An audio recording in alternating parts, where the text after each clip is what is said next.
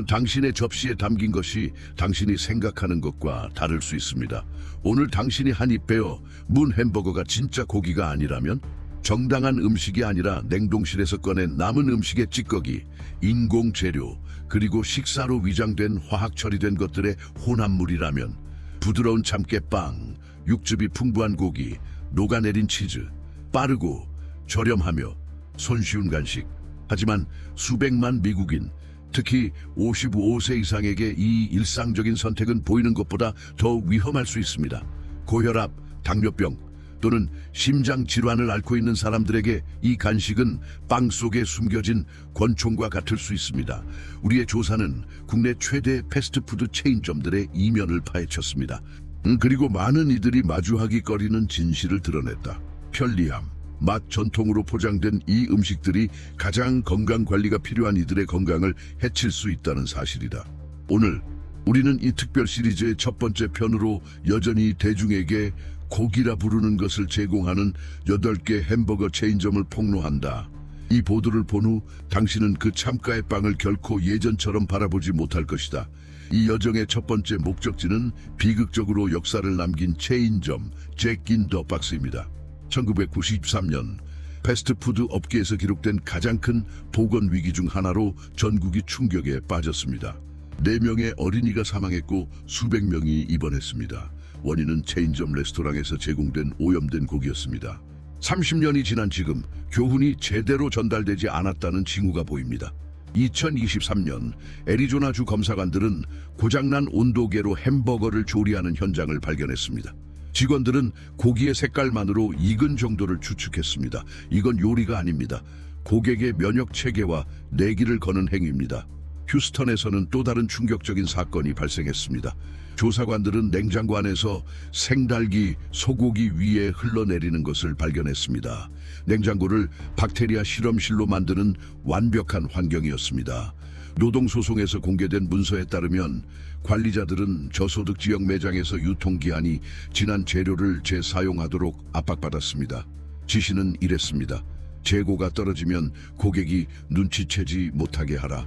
무슨 수를 써서라도 즉흥적으로 해결해야 했다. 심지어 존엄성까지도.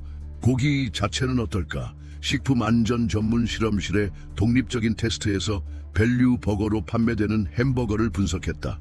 결과는 맛을 강화하기 위한 대두 단백질과 심지어 이산화 규소 흔적까지 발견됐다. 이 화합물은 가정식보다 산업용 분말에 더 흔히 사용된다. 공상과학 소설 같지만 그렇지 않다. 매일 수백만 명의 식탁에 오르는 음식이다. 그리고 숫자는 의심의 여지를 남기지 않는다. 한 체인점의 얼티밋 치즈버거 하나에 800칼로리 이상과 1700mg의 나트륨이 들어있다. 혈압 관리를 해야 하는 성인의 하루 권장 섭취량에 가까운 양이다. 단 하나의 샌드위치가 몇 달간의 다이어트와 약물 치료 효과를 무효화시킬 수 있습니다. 웃는 마스코트, 도발적인 광고, 재미있는 슬로건들은 이 모든 것이 장난일 뿐이라고 설득하려 합니다. 하지만 심장병이나 당뇨병을 앓고 있는 사람들에게는 응급실로 직행할 수도 있는 식사에 전혀 재미가 없습니다. 2022년 볼티모어의 체커스 앤 랠리스, 체커스 앤 랠리즈 체인점 한 곳이 급히 문을 닫았습니다. 검사 결과 빵 진열대 위에서 설치류의 배설물이 발견되었고 냉장고는 고장나 있었으며 고기는 열등 아래에서 땀을 흘리고 있었습니다. 불과 12개월 동안 플로리다, 조지아, 미주리 등 여러 주에서 80건 이상의 위생 위반이 기록되었습니다. 반복된 것은 우연이 아니라 패턴이었습니다. 그리고 공중보건에서의 패턴은 치명적일 수 있습니다. 템파의 한 직원은 익명을 조건으로 유통기한이 지난 고기에 추가 양념을 뿌려 아무 일도 없었다는 듯 카운터에 진열했다고 고백했다. 생각해보라. 그 특별한 맛의 출처를 상상도 못한 채 그걸 먹은 사람이 얼마나 될까? 이는 광고의 반항이 아니다. 값싼 간식에 위장된 부정이다. 주방에서 최소한 기대되는 것은 위생이다. 하지만 소셜미디어에 유포된 한 사진은 한 직원이 걸레 물통에 식기류를 씻는 모습을 보여주었다. 바닥물을 위생 처리용으로 사용한 것이다. 충격은 그 기괴한 장면 자체뿐만 아니라 마치 일상적인 일인 양 자연스럽게 촬영된 점에 있다. 그리고 그것이 일상이라면 촬영되지 않은 다른 일들은 또 무엇이 벌어지고 있을까? 독립연구소들은 해당 체인의 대표 메뉴인 빅버포드를 분석했다. 그 결과는 또 다른 경보를 울렸다. 햄버거의 최대 30%가 초과 공육 부스러기로 구성되어 있었는데 이는 동물 사료 제조업체들조차 버리는 부스러기였다. 나머지는 유럽 여러 국가에서 금지된 방부제와 혼합되어 있었다. 여기서 또 다른 질문이 제기된다. 다른 시장에서 금지된 물질들이 왜 미국에서는 여전히 자유롭게 제공되는가? 하지만 문제는 주방에서 그치지 않는다. 노동자 대우 역시 부패한 시스템을 드러낸다. 보고서에 따르면 반복적인 노동법 위반, 위험한 주방에서 청소년 노동력 사용, 노인들이 초과 근무 수당 없이 이중 근무를 강요당하는 사례가 드러났다. 반항은 매장 인테리어나 광고 캠페인으로 측정되지 않습니다. 진정한 반항은 존중, 품질, 존엄성을 보장하는 것입니다. 현실에서 목격되는 것은 정반대입니다. 한 입 먹을 때마다 향수를 팔면서 학대를 정상화하는 시스템입니다. 이 체인점뿐만이 아니다. 조사 과정에서 우리는 칼스 주니어와 하디스의 뒷모습을 들여다보았다. 산처럼 쌓인 햄버거, 슬로우 모션으로 흘러내리는 치즈, 기타와 대담한 슬로건으로 가득한 광고에서 화면을 가득 채우는 모습. 하지만 그 대담함이 부주의를 가리는 커튼이 될 때는 어떻게 될까? 남부와 중서부주에서 검사관들은 일주일 이상 재사용된 기름으로 가득 찬 튀김기를 발견했습니다. 어둡고 포화 상태이며 불안정한 액체였습니다. 고객에게 제공된 것은 단순한 감자 튀김이 아니라 아크릴라마이드와 같은 독성 화합물의 매개체였습니다. 이 물질은 신경 손상과 암 위험과 연관되어 있습니다. 노약자처럼 몸이 약한 소비자에게 이는 단순히 맛없는 튀김이 아닙니다. 직접적인 위협입니다. 광고는 국내산 고기를 강조하지만 조사 결과 일부 단백질은 남미와 호주에서 수입된 것으로 드러났습니다. 이들 국가에서는 위생 감독이 덜 엄격하고 성장 호르몬 사용이 흔한 관행입니다. 2022년 실시된 검사에서는 160여 개국에서 금지된 약물인 락토파민이 검출되었습니다. 미국에서는 이 물질이 여전히 소비자의 식탁에 오를 수 있는 허점을 찾고 있습니다. 메뉴판에는 경고가 없고 포장에도 주의사항이 없습니다. 단지 맛을 가리기 위한 케첩만 있을 뿐입니다. 텍사스의 작은 마을, 시계는 전고를 가리킨다. 드라이브스루 줄에는 작업복을 입은 노동자, 배달기사, 뒷좌석에 아이를 태운 엄마들이 있다. 흔한 풍경이지만 서둘러 주문하는 각 메뉴에는 맛 이상의 무게를 지닌 선택이 담겨 있다.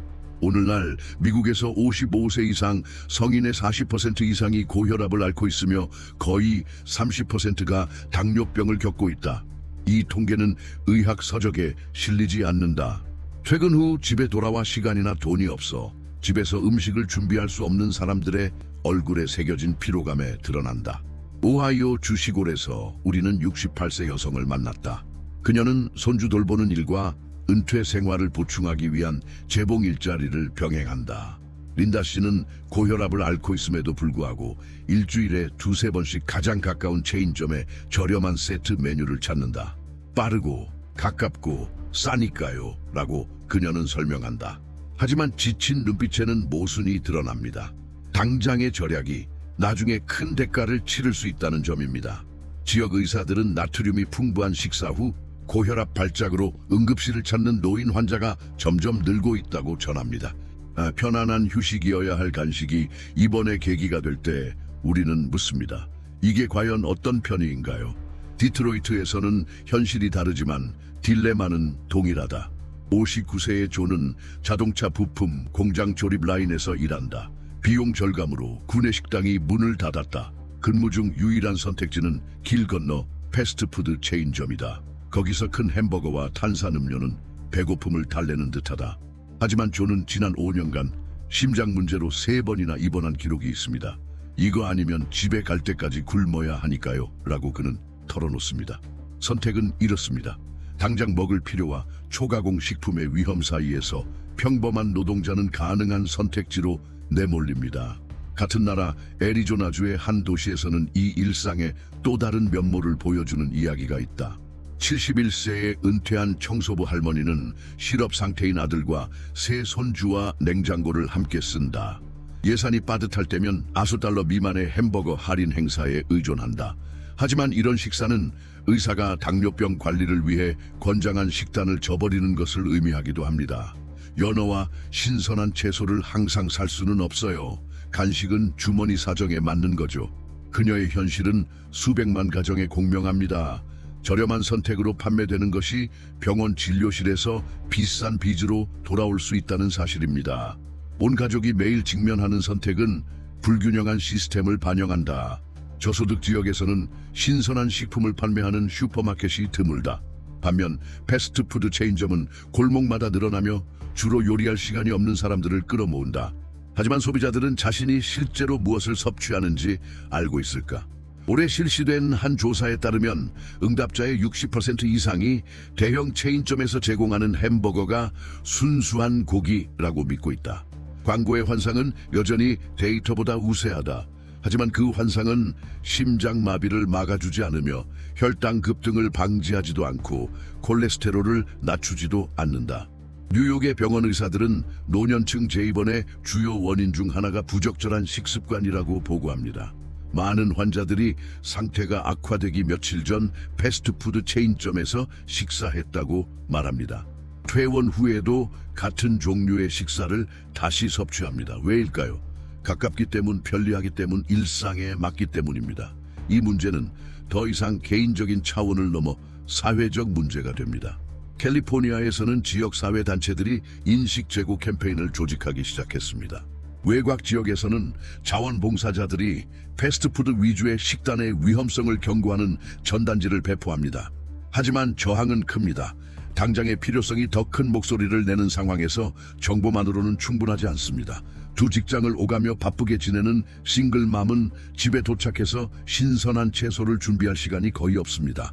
업계는 이를 잘 알고 있습니다. 그리고 일상적인 긴급함을 효과적으로 이용합니다. 그러나 질문은 남아 있습니다. 누가 그 대가를 치르는가? 그 답은 평범한 사람들에게 돌아갑니다.